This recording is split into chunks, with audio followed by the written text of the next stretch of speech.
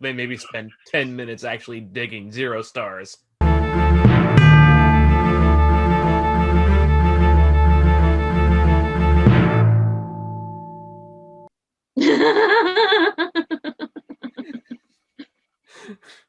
All right. So this is our second movie of the night, which is The Dig, which came out last month. I am so behind. Uh, but we're finally getting around to it now.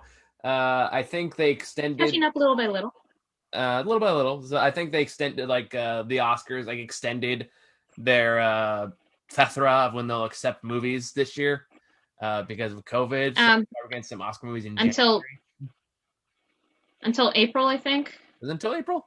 or the broadcast, if they have one, is going to be in April this year, whereas in past years we would have had it by now. Yeah, because I'm thinking I think they extend through at least January. Definitely. But like either way, that's definitely the explanation as to why we're getting movies like The Dig in January, as opposed to the Bye Bye Man or something. So this is the new Oscar bait movie with Ray Fiennes and Carey Mulligan. And it's pretty good. I really like The Dig. Me too. It's kind of sort of based on real events. I did some digging around. Digging around. Yeah. Puns. I did some looking around. Turns it is based like in a real excavation, but it's based on a fictionalized version of the telling from the 2007 book. Which the book movie took some liberties with, which we'll get into. I am going to say right off the bat, I'm not going to be as critical as like real life versus a retelling that I have been in past movies recently. And that was something I was kind of thinking like, why didn't it bother me as much here? And I think it's because the topics they're discussing aren't quite as important as the ones I would usually be more scrutinizing against. Not to say history and like archiving and archaeology Preservation. And preservation isn't important, not by any means, but there is a bit more you can embellish there and still maintain the core point and purpose, versus a movie about race where the nuances kind of matter a bit more. Mm-hmm. So that was the distinction I was making in my head, and I want to get that out of the way early. Fair enough. Anyway, oh, goddamn, can you hear me? Yes, you did get quiet for a second. And now I cannot hear you. Now I can hear you. Okay, we're good. Yeah. Now I can. Okay. I'm too lazy to edit this, so we're just gonna leave that in. But anyway, what were your thoughts on this movie? Well, I love history, and I thought it was good. I liked it. I thought it was interesting, the basic premise of finding an archaeological dig site in basically the English countryside, mere months before the UK entered the Second World War, which I felt added a little conflict and pressure for them to move the plot and the excavation along, because they were on a ticking clock, which it does that story-wise was good for the film. It didn't let it meander, and I think it just played the movie's larger themes of like mortality. What do we leave behind after we die? What remains preserved? Like how you go about your life. What does it mean to be remembered? All that stuff are kind of central themes. And having the backdrop of happening right before the World War, where mortality and what you leave behind is pretty central. Yes, and also seizing whatever moments you can in this fleeting existence. Yeah, so like I feel like that all kind of tied nicely together. It could create a very ominous feel to the movie, which for a movie that's mostly about them digging a giant hole is actually kind of impressive. Yes. Uh, And I really liked the charisma of the main cast members. Yeah. Now, apparently, this dig is pretty regularly taught in England, but it's not so much in the U.S. So I kind of learned a lot of it through this movie and through supplemental research, which is apparently this is like probably one of the most important archaeological finds like in the last century, basically. Because it like as they imply in this movie, it basically completely restructured everything we thought we knew about the Dark Ages up to that point. Yes. Like it was a big deal, and to this day, like it's still at the British Museum. A lot of stuff they found there is still at the British Museum. That actually did happen, and it's all there to this day. You can look at pictures of it. It's actually pretty neat. And kind of the idea of the actual idea of something about the way basically. Oh, by the way, for those who don't know, this movie is basically about I don't know the name of it. Like this massive dig that took place in England in 1939. Right before the World War II started. Ray Fiennes plays this archaeologist, or it's not archaeologist. And a professional excavator who was trained by members of his family, but wasn't given a formal Cambridge type education. No, at least not. And like the movie implies, basically he helps this woman who's named Mrs. Pretty, who's played by Carey Mulligan, who is doing a great job considering the fact that the real life person was much older than she is, which I guess stirred up some controversy. Didn't really bother me, but I guess if people are upset by it, whatever. But they both have very good chemistry. Ray Fiennes is a fantastic actor. I always enjoy whenever I see him and stuff.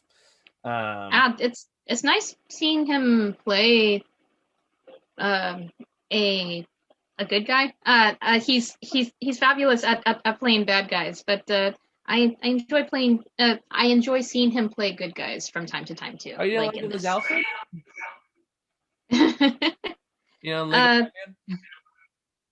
Right. Sorry, it's been a while since I've seen that. It's great. It's still a great movie. But yeah, so they basically stumble across this massive find, which is like this old burial ship they find in this giant mound in basically Mrs. Pretty's backyard. And it turns out to be this huge deal where it's like fifth century Anglo-Saxon during the Dark Ages, that basically entirely restructured how they thought their society worked back in those times. So from an archaeological and historical standpoint, it's a big fucking deal. Yeah. They discovered that they had currency, that they had art, like culture, basically it's which she lived. The Dark Ages are characterized by a lack of culture, so that is why that blew that preconception out of the water. Yeah, so like it's a very, very, very important deal. Now, at the time, Mr. Brown, who's Ray Fiennes' character, was not given proper credit, even though Mrs. Pretty in this movie tries very hard to get him credit. He still wasn't given credit until like about the last decade, I want to say. Like very, very recently, probably around the release of the 2007 book, did he finally get recognized for all his contributions to archaeology. Although he wasn't completely left out, he was still mentioned in in certain circles, and he did get like a street named after him in his hometown and stuff like that. So it was like he didn't get any credit, but he wasn't largely recognized until fairly recently. The movie implies that he wanted to do it for the love of the work, that while he would appreciate credit, he wasn't in it for the credit per se. True, but the movie also makes it clear that he does still want credit for it. He even leaves the project after the British Museum take over because he thought he was kind of being sidelined on something he initially led. Well, the professional archaeologist is kind of an ass about it. Snobbish, kind of looks like the penguin, practically has a monocle, that kind of that kind of chestnut. At one point, after they they find what what the movie calls the treasures, um, some medals and some coins and whatnot. At one point, I was honestly concerned that the archaeologist was going to steal them for himself. Yeah, I'm glad that the movie didn't go that route. It would have been very predictable. I'm kind of glad it didn't. It's Me focused. too. It stayed on the realistic human elements, where I think this movie's at its strongest. Agreed. Now, one thing that did bother me, that didn't bother me when I was watching, but it bothered me when I started doing some research into the actual people behind this, is the character of Peggy. Now, Lily James's character. yeah. Now, for reference, by the way, I felt like this part of the story probably should happen sooner because they clearly like built an entire arc and like practically dedicated the second half of the story to some of these characters. So the point they were only introduced halfway through the movie, I felt was a little bit of a weird choice. That's more of a nitpicky thing, not a huge detriment to the film or like kills or anything like that. But it's like you could have introduced them sooner. But anyway, the character named Peggy is this woman who's married to one of the other diggers, and she's kind of clumsy, doesn't really know what she's doing, new to the archaeology field and all that stuff, but clearly smart enough to handle it, and accidentally stumbles into the treasure to begin with. The real life Peggy was not that way at all. She was actually very experienced in her field, came in fully prepared, well dressed, and ready to go. Like she led like 23 expeditions up to that point or something like that. Oh, cool. Like she was no pushover whatsoever. Now in the context of the movie, her arc works fine. But knowing the real life context of that gun, it goes like, it feels kind of like they relegated her to just the woman, which I felt is kind of disappointing in retrospect. I'm curious on your viewpoint on that. Oh, also the photographer never existed. That was made up for the movie. I didn't do the research you did. Now, as a viewer, when I was watching the movie, I could tell that her husband, at least her in movie husband, was a closeted gay man because he seems rather repulsed by her and didn't like her touching him. And the photographer was much more dashing and much more interesting, and they had much better chemistry. So as a viewer, when I was watching it, I found myself just telling the screen, dump your gay neglectful husband and go with the hot motorcycle rider. So okay. I was pretty sure that whole subplot was fabricated for the sake of entertaining storytelling, more or less, because it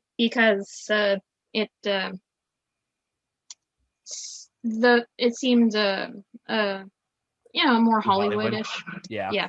I mean, parts of it were real. Her and her husband were estranged during the dig. They did get divorced not too long afterwards. I don't think there's like to my knowledge, I don't know if there's evidence that he was gay. That's largely just implied, like Hollywood drama. The photographer was definitely not real. I don't know if he was mentioned in the book or the movie, but I know for a fact he was not a real person. Which I think is kind of what disappoints me about the Peggy storyline in retrospect. Now again, just given the context of the movie, as a movie, I think it works perfectly fine.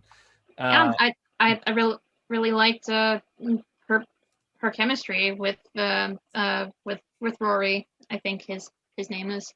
But I think just like when you know more about the real life person and you look at that, it's kind of like, oh, they kind of dumbed her down. That doesn't seem really necessary. Yeah. And they kind of said like, oh, she's just the woman with the romance subplot now, rather than, hey, here's this brilliant female archaeologist who knows probably more than most of the guys there. I kind of want to prefer to see that. Now, because you have likable characters and actors playing these parts, it still works. But it's more like, that is one of the one case where I'm gonna harp on taking creative liberties a little bit. Because what they create is less interesting than the real life. And I think that's kind of that feels like over sanitization, because I guess we're not ready for smart women in movies. At least that's the mentality it kind of feels like it's striking out to me. I do love Lily James. I do too. She's been in a number of projects that I'm a big fan of, and I always enjoy seeing her on screen. And this criticism is more of uh, a writing criticism that she, or rather, this version of Peggy was kind of underutilized. Like Lily James is gorgeous, so I'm not complaining aesthetically. Just she's there more as set dressing than as a fully fleshed out character. Yeah, and I feel like that's probably the movie's weakest spot in that regard, is the fact that you could have done a lot more with this and you just didn't. And the real life Peggy would never have ever accidentally slipped into some other part of the ship. That never would have happened. Mm-hmm. So again, it feels like needlessly dumbing down because for some reason they decided that just couldn't exist in this movie or the book. I don't know where the origin of it comes from.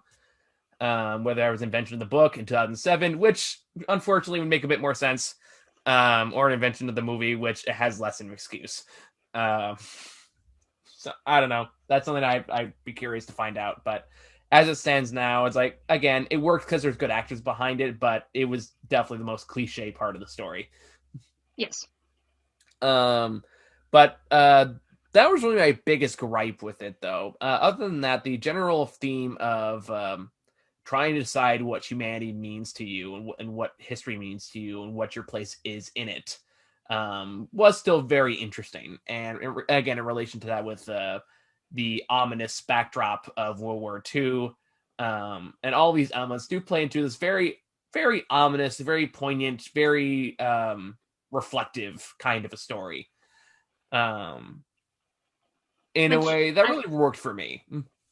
Yeah, me too. I found it very touching and thought-provoking, and I really enjoyed it. It's almost like the Second World War is this this shadowy, out of sight, out of mind character into it itself, because it's hanging over everything else taking place in front of you. Yeah, and that's kind of what makes history and discovering this past interesting, because it kind of makes you question what your own place is in that history. And this movie definitely takes a moment to reflect on that. And I also feel like consciously or unconsciously is the general feel of the movie. Even like the people who don't speak of it explicitly are all kind of putting themselves in this position of past versus present versus future. Yes. And I think it does a lot without saying much, which a movie like this works really well to its favor. Yes, stay hydrated. You don't want to become history too soon. Sorry, a little parched. It's okay. I'm just fucking with you. But I don't really have a lot to say beyond that. Other than that, I just for the movie, it has a good somber, quiet tone that I think works for the subject matter as is, and I think the subject matter is interesting enough on its own. On top of that, that it works as the whole, despite some of my issues with some of the smaller parts. Overall, it's a very philosophical flick. Yeah, I enjoyed it, and I recommend it. The actors have great on-screen chemistry with each other, and if you're willing to take it as a piece of entertainment and possibly use it as a jumping point to do research into what actually happened, then it's a good introduction. Yeah, I would agree. And it's just an interesting philosophical meditation piece about what our lives mean in the grand scheme of things. So yeah, I'm not gonna say it's like the most revolutionary movie on the topic, but for what it is, I thought it was pretty good. I got a lot out of it, so that's all I can ask for in a early year movie release. Really, it's a pretty solid find. Yeah, especially in January. So, yeah, you got anything else that we didn't talk about that you want to touch on? That's about it. I liked the score. I liked the how the lighting in certain scenes outside was simultaneously bright and gray. I thought that was um, a nice kind of somber touch. I feel like it's just England. I yeah, that too. um, I I liked the part when Edith's son Robert got angry at the feeling of helplessness over his mother's health. Mm-hmm. I thought that was a realistic story beat to show. I I I just liked it. I don't know if this is going to make my top 10, but it's 2 hours well spent. Yeah, like I said, for this early in the year, I certainly can't argue that I got it. So, yeah, I think it's all we have to say about this. Go check it out; it's worth watching. I think it's all we got for the rest of this week. In regards to next week, I don't even fucking know. We're gonna watch something.